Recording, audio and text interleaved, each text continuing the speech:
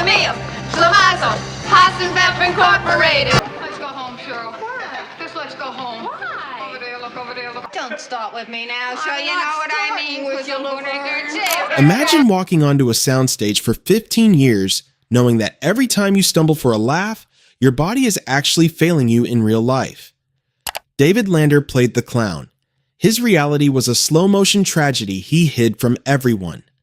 That is the kind of show this was. The secrets ran deeper than the scripts. 8 seasons, 178 episodes, 2 women bottle-capping their dreams in a Milwaukee basement, daring America to root for them. Laverne and Shirley premiered January 27, 1976, 50 years ago, and became the most-watched show in America. Half the country was watching every Tuesday night. Here is what happened after. One of them became the first female director in the Hollywood history to cross $100 million at the box office, and battled cancer for years in secret.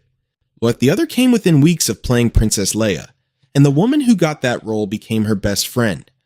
One hid a devastating diagnosis for 15 years while still making you laugh every week. 2 cast members died at the exact same age, 5 years apart. Here is where they all ended up.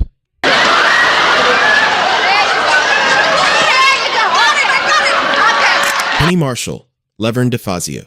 Penny Marshall was born October 15, 1943 in the Bronx, New York. Her mother ran a tap school. Her father made industrial films and changed the family name from Masciarelli before Penny was born. She was, by her own telling, the unplanned one. Her mother once said to her, "You were a miscarriage, but you were stubborn and held on." She was 32 years old when she became Laverne DeFazio. Laverne was the tough one. The L sweater? Yet the milk and Pepsi, the working class pride that never apologized for itself. She gave an entire generation of women permission to be loud, unsophisticated, and magnificent all at once. Her brother Gary created the show. In 1975, he needed 2 women for a Happy Days episode. Penny brought along a friend, Cindy Williams. The audience's reaction to their chemistry that one night changed everything. But here's where things get devastating beneath all that success. During the run of the most-watched sitcom in America, Penny suffered severe anxiety attacks. She believed, despite everything, that her fame was pure nepotism, that Gary had handed her the world and she had done nothing to earn it. The ratings were historic, the self-doubt was constant. Then the show ended and she directed. Jumpin' Jack Flash in 1986 wasn't a hit, but big in 1988 was history. Penny Marshall became the first female director ever to gross over $100 million at the domestic box office. She did it again with A League of Their Own in 1992. The woman who believed she was only famous because of her brother had now done something no woman before her had ever done. Twice. In 2009, she was diagnosed with lung cancer that had spread to her brain. She told almost nobody. Underwent radiation. By 2012, she was in remission. When a reporter asked, she said simply, "I dodged a big bullet." In 2016, her brother Gary died. 6 months later, her closest friend, Carrie Fisher, died suddenly at 60. 2 years. The 2 people she loved most, gone. Penny Marshall died December 17, 2018 from complications from diabetes. She was 75. The Bronx girl who believed she was a mistake became the woman who changed what a female director could be. That was never nepotism. That was legacy. Friends, if that story just moved you, hit the like button right now. Help it reach every fan who deserves to hear it. Boy, are you gonna get ice cream. Cindy Williams, Shirley Feeney. Cindy Williams was born August 22, 1947, in Van Nuys, California. Her mother was a waitress. She studied theater at Los Angeles City College and earned a BAFTA nomination for George Lucas's American Graffiti in 1973. She was a legitimate film actress before television ever came calling. But when she was 28 years old when she became Shirley Feeney. Shirley was the dreamer, the optimist who still believed in happily ever after while Laverne rolled her eyes. The audience loved her because they feared the world would eventually break her. And here is the fact that changes everything. After American Graffiti, Cindy Williams auditioned for George Lucas's next film. The role was Princess Leia in Star Wars. She came that close. While Carrie Fisher was becoming a galactic icon in London, Cindy Williams was in a basement in Milwaukee. 2 women connected through George Lucas, separated by one casting decision. One fought Darth Vader. The other fought for a fair maternity contract. Both ended up paying a price the public never fully saw. In 1982, Cindy got pregnant. She expected accommodations, hiding her bump behind furniture, the usual tricks. Instead, the studio handed her a contract requiring her to work through her actual due date. She refused to sign. She filed a $20 million lawsuit against Paramount. It was settled out of court. Shirley Feeney vanished from the show in 2 episodes. The friendship with Penny went cold for 15 years. They reconciled only after Cindy's marriage to musician Bill Hudson ended in 2000. In 2004, both women received their Hollywood Walk of Fame stars at the same ceremony.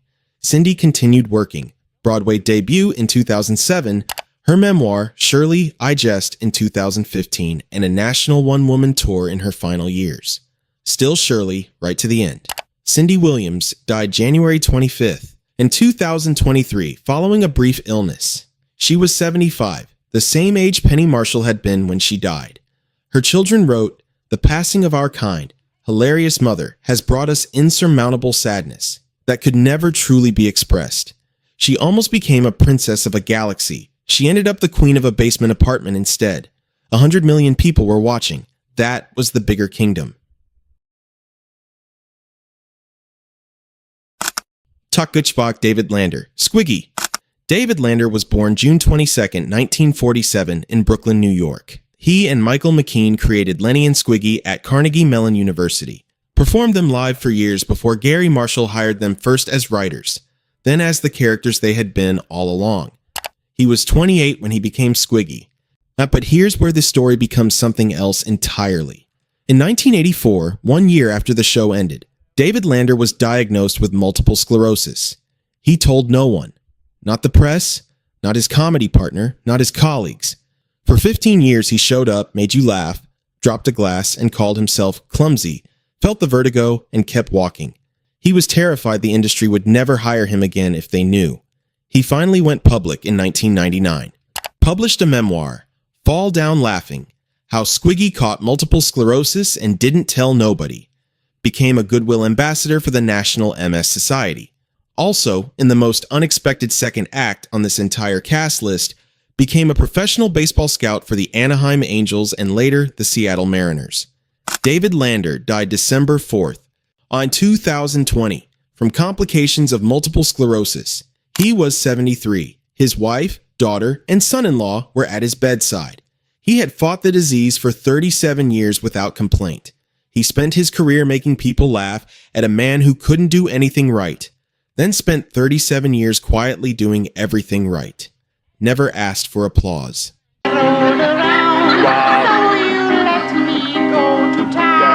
Michael McKeen. Lenny Michael McKeen was born October 17, 1947, in Manhattan. He grew up on Long Island. His father co-founded Decca Records. He met David Lander at Carnegie Mellon, and the rest is television history. He was 28 when he became Lenny. What separates McKeen from every other cast member is simple. He never stopped growing. And This Is Spinal Tap in 1984 became a cultural institution. A Grammy Award in 2004 for co-writing A Mighty Wind. An Academy Award nomination the same year. Then Better Call Saul, where his portrayal of the brilliant, tormented Chuck McGill earned him an Emmy nomination in drama. The man who burst through that apartment door every week became one of the most respected dramatic actors in prestige television. His personal life has carried real grief. His son Colin died in 2012 from an accidental heroin overdose at 36. Today in 2026, Michael McKeen is 78 years old with an estimated net worth of $12 million. He is the last surviving original cast member of Laverne and Shirley, the last keeper of the chant. But I don't want to have my legs broken. Carmine the Big Ragu Ragusa was born June 14, 1952 in Worcester, Massachusetts. He had a Tony Award nomination for Broadway before the show even existed. Carmine was the dreamer downstairs who actually got his happy ending. The show's finale resolved him getting cast in Hair on Broadway. After the series, he appeared in A League of Their Own and Dreamgirls. He was found dead at his home on November 27, 2021. He was 69. Cindy Williams wrote, "My darling Eddie, a world-class talent who could do it all." Creeping across the sky, I've been such a lonely guy. Betty Garrett, Edna Babish DeFazio, was born May 23, 1919. Before the show, she was an MGM musical star who danced opposite Frank Sinatra in 1949. Then McCarthy's America came for her husband Larry Parks. He was blacklisted. Her career was destroyed by association, not by anything she had done. She survived it, came back, and won a Golden Globe for Laverne and Shirley. She co-founded Theater West in Hollywood and taught musical comedy classes until the week she died, at 91, from an aortic aneurysm on February 12, 2011. She danced with Frank Sinatra. McCarthy tried to take it all. She outlived the era and kept teaching. You know Carmine wouldn't hit Shirley on purpose. Now come on, let's leave them alone. Phil Foster, C. Frank DeFazio, died of a heart attack July 8, 1985 at 72. As a kid in Brooklyn, he competed in neighborhood talent shows alongside a young Jackie Gleason. 5 of the 8 are gone. The show said 2 women with almost nothing could still dream themselves somewhere worth going. The people who made that argument, week after week, were living lives far more complicated and costly than anything Laverne and Shirley ever faced. Drop a comment. Which story hit you hardest? And here's the real question. Did you know Cindy Williams auditioned for Princess Leia for the same George Lucas who cast her in American Graffiti, and the woman who got the role instead became her co-star's closest friend in the world? Because once you know that, you can never watch Shirley Feeney walk into that basement apartment without wondering what galaxy she was always secretly headed for. Today, the Milwaukee Brewery is gone. The basement apartment is a memory. Michael McKeen stands alone as the final keeper of the Chibi L and the S. But the next time you hear it, Schlemiel, Schlemazel, Hazenpfeffer Incorporated, remember, they weren't just bottle cappers. They were survivors who turned private pain into the greatest Tuesday night in American history. If that took you back, you know what to do.